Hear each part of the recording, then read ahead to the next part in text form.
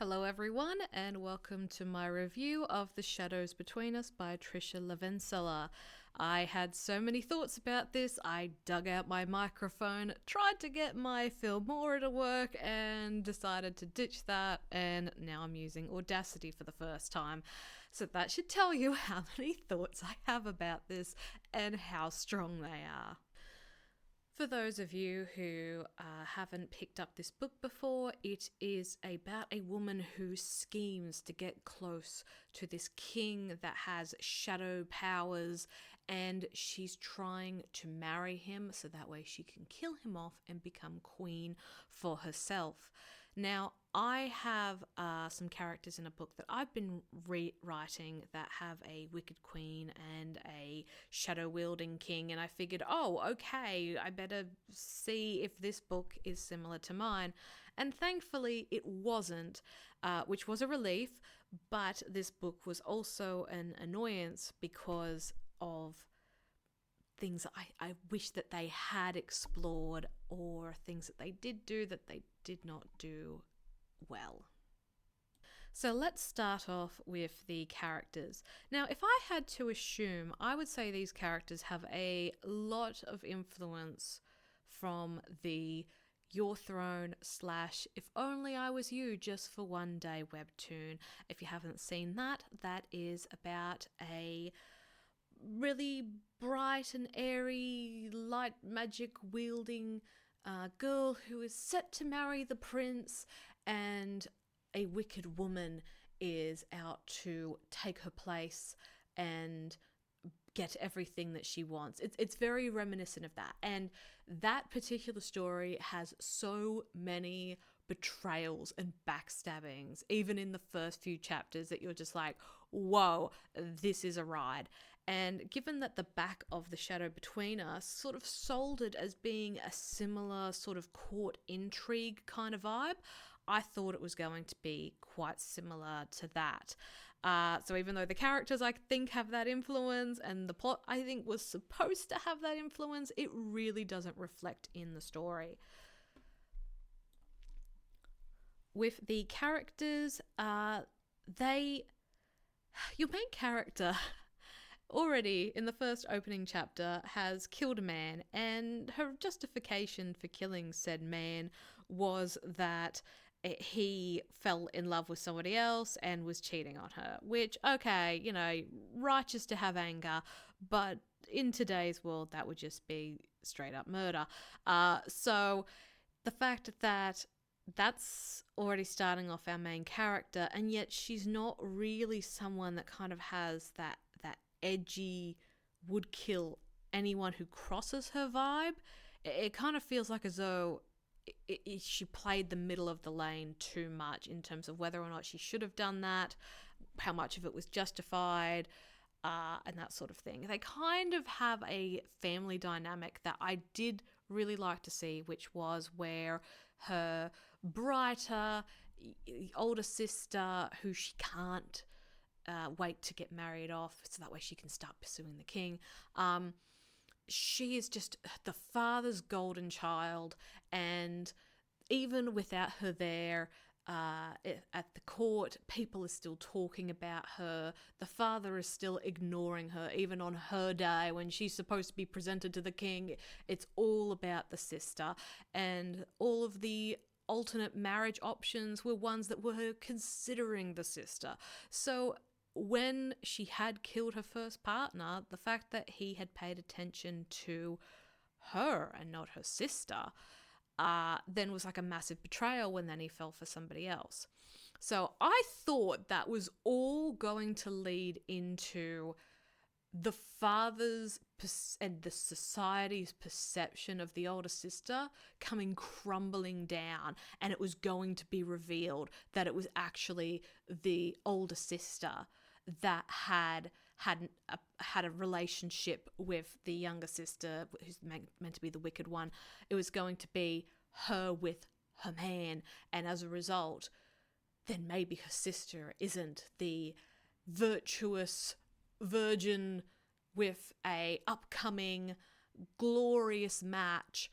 after all, and that maybe she is the disappointment in the family because, you know, even though she didn't murder anyone, she's still messing with men that she shouldn't be.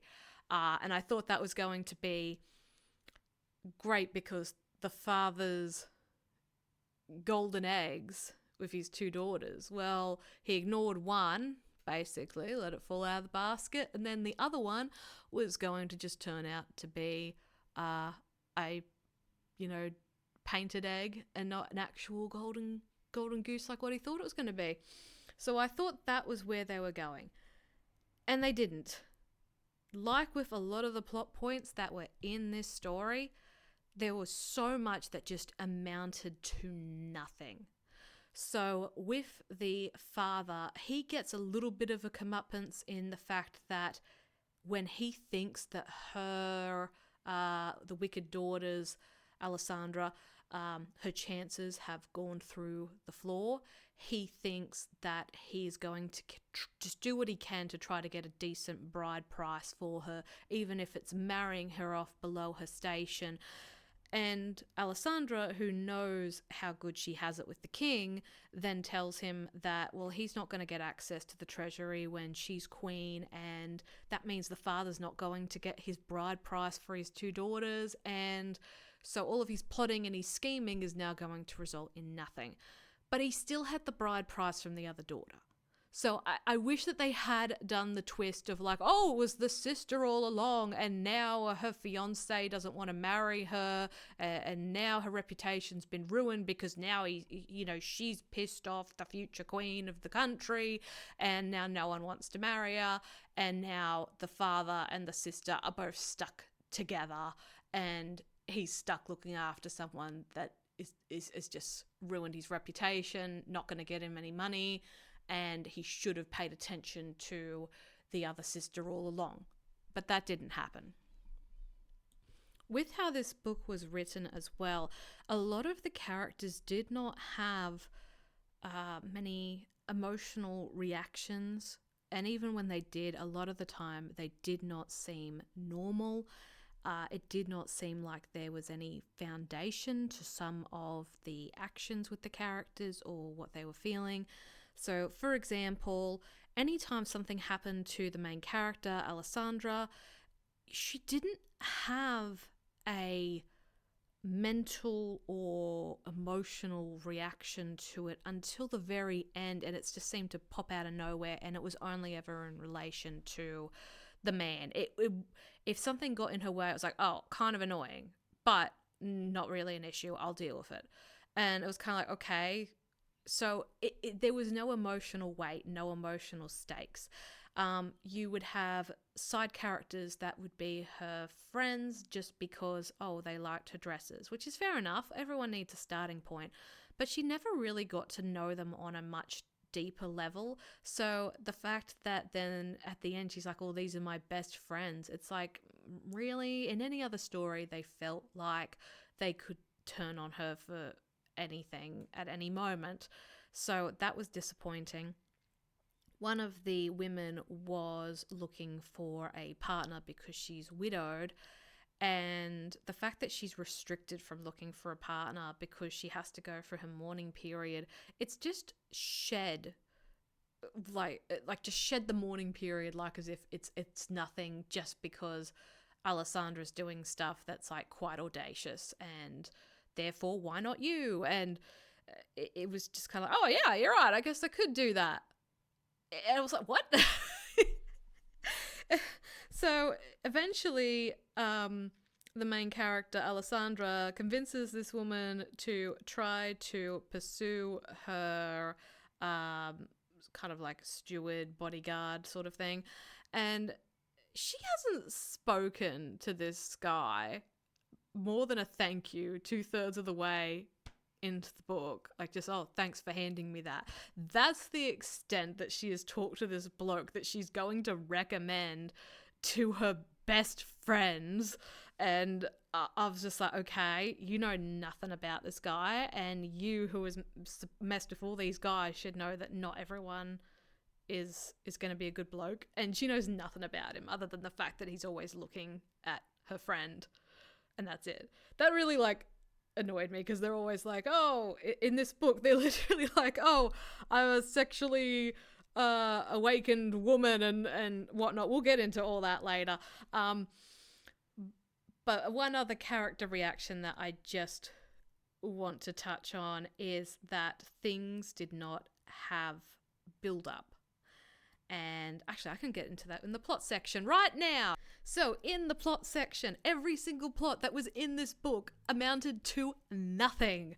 Okay, first plot danger was that her previous lover was going to tell the king and tell the court that she was not a virgin. Dun dun dun. However, she had taken steps to make sure that any man that she messed with, she had a bit of blackmail. So for the first time, this guy managed to wriggle out of the blackmail that she had him under. So she now needs to come up with a new plan and work with people in the court to try to get this guy out before he completely ruins her reputation and also destroys her chances with the king. Right as she makes majority of the headway in that plan, the king has already told her that he's totally fine if a woman's not a virgin when he marries her, because he believes in equal rights between men and women and that it's totally cool with him. So she's like, oh, I guess I shouldn't have worried, which makes us as an audience feel like, yeah, I guess we shouldn't have worried. So then she says, okay, well, I'll fully execute the rest of this plan then. And we never hear anything else about this guy for the rest of the story. And that's very common with this. They resolve a plot point. The people who are responsible go to the jail, and we never hear from them again, except for one character at the very end. Like, we literally, hang on, no, I won't get ahead of myself. So, with the bigger plot of the bandit that is terrorizing the kingdom, or really the royalty, and funneling money to the rebels, the king is really wanting to get this resolved. And Alessandra is all on board because she wants to prove herself as being worthy of the council and smart and all of that. So she's trying to come up with plans to catch him and all the rest of it. Before they can even really execute those plans and use her plans, she just happens to come across the evidence that she needs to tell her who the guy is, who the bandit is, and then when she feels like it, she's able to just present this evidence and it's not really questioned, and they just take the guy away and interrogate him. And her plan actually resulted in a bit of inconvenience that's just quickly brushed over. So it was like, well, what was the point of the plan? Also, with the part character, part plot issues, Alessandra is the kind of character where the author thinks that she's intelligent, because the author already has the answer. So in order to make Alessandra look smart, all the author has to do is just give her the answer. Alessandra hears problems and instantly knows what to do. And we as the reader do not get to see how she works out that issue in her head, how she justifies it, how she might be stressed because if she gives the incorrect answer, then maybe everyone's going to start to doubt her. It's really important to her that she research the issue, that she consider all sides. Nope, none of that.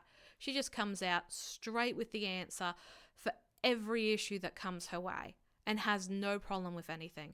This character was winning so much through this book that before they got to the ending, I was like, I have no confidence that this is going to have any sense of stakes. I'm sure that she's going to make it through because she hasn't struggled the last 250 pages. Why would the author make a start now?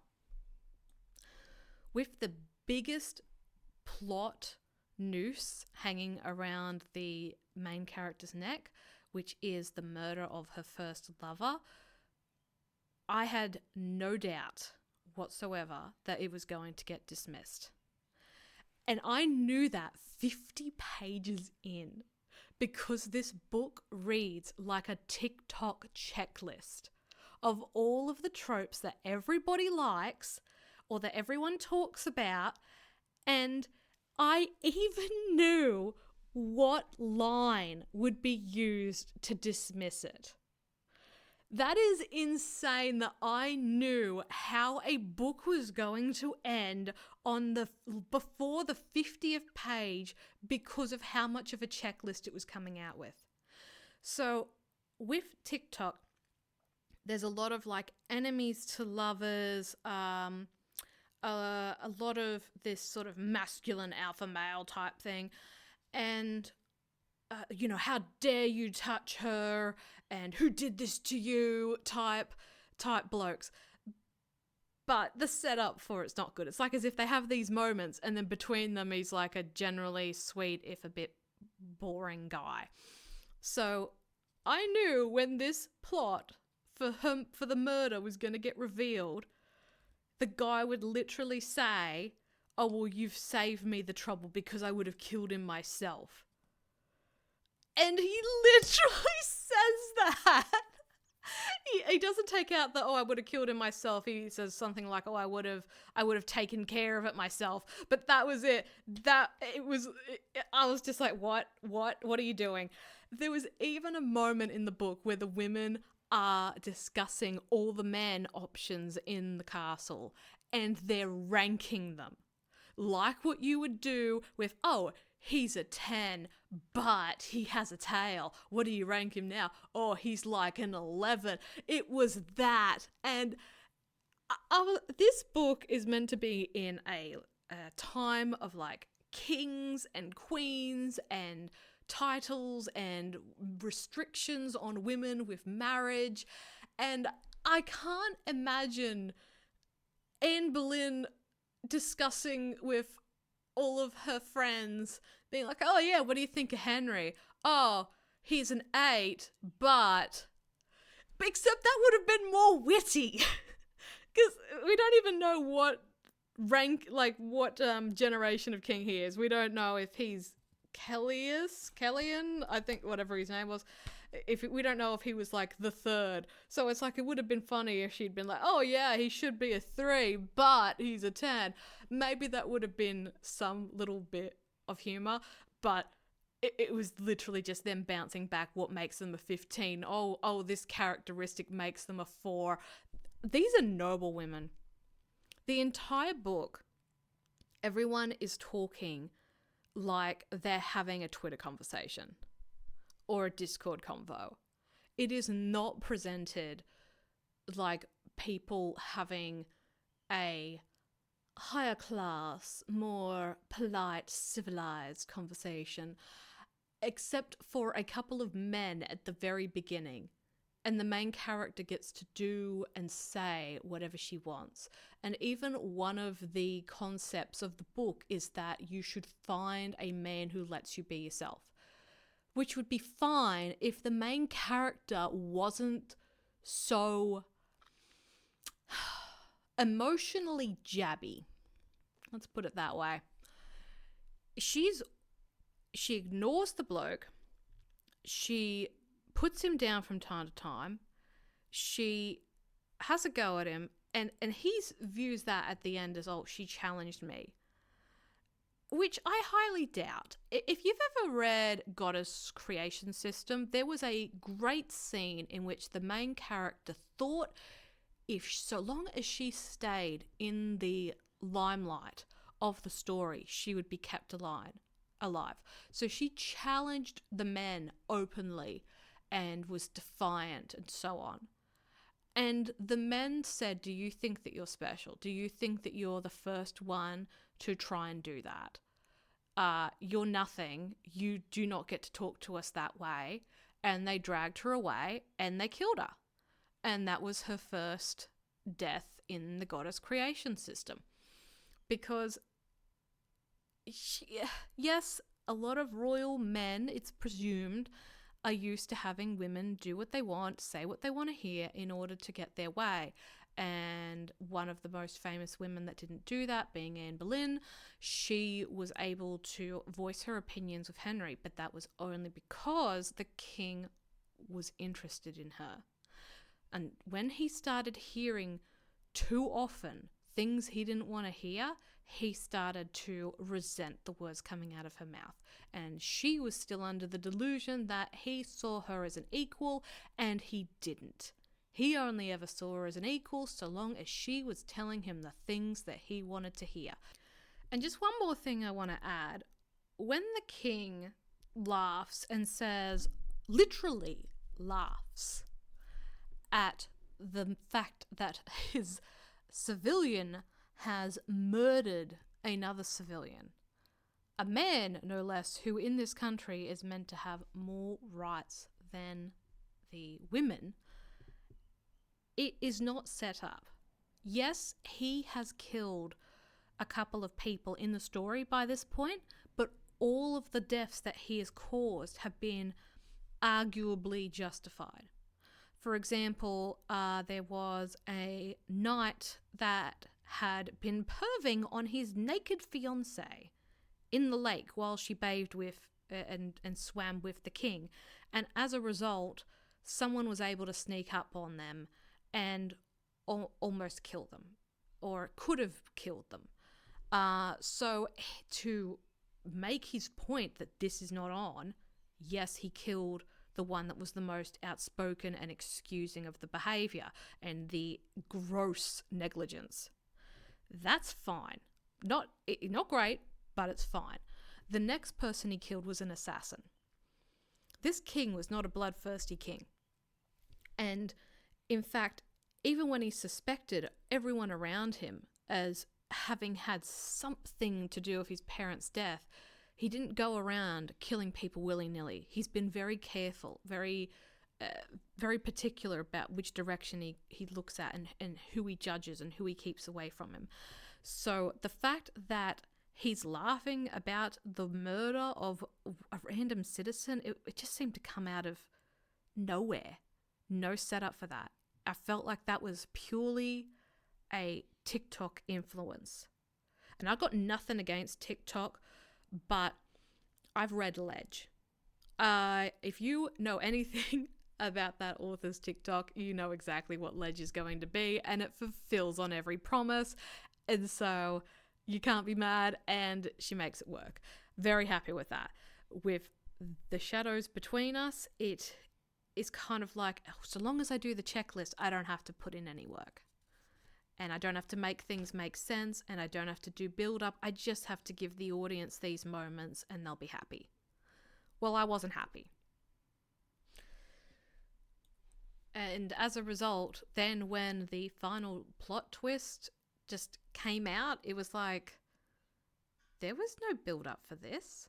There was one line in a scene in the midst of the book, and based off of that, like, one line, we were meant to be able to draw some conclusions about whether or not the prince mentioned at the start had died.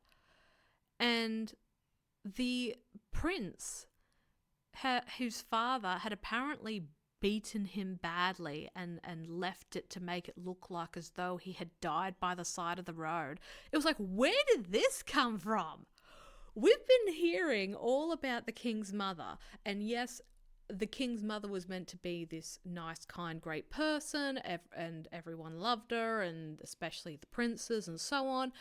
But there was barely a line spoken about the dad. And whilst, yeah, I'm sure we could draw our own conclusions of like, okay, maybe he was a emotionally neglectful father because obviously the surviving child has not much to say about him. That's one thing.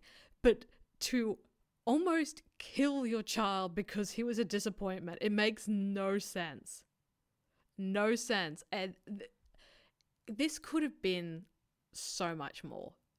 This could have been such a good story. It just needed to go in a few different directions. And I think that's why I had so many thoughts on it, because I was reading through it and I thought, if they'd have done this, if they'd only done that, they could have done this with this. Why is that not the focus of the story?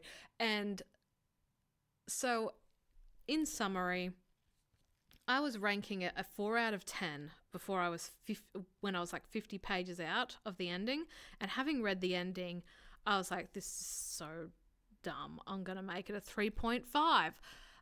So look, feel free to share in the comments what you thought of this series, of this book. I'm not going to be reading another book by this person. This is like her 4th, 5th or 6th book that she's released, and at this point, if the reading is that awkward, if the character internal dialogue is this awkward, if the mishmash of tropes and scenes and character setup and plot is this poorly done, it's going to be a long, long while before that skill develops enough to warrant giving it any of her works another go. So yeah, let me know what you guys thought.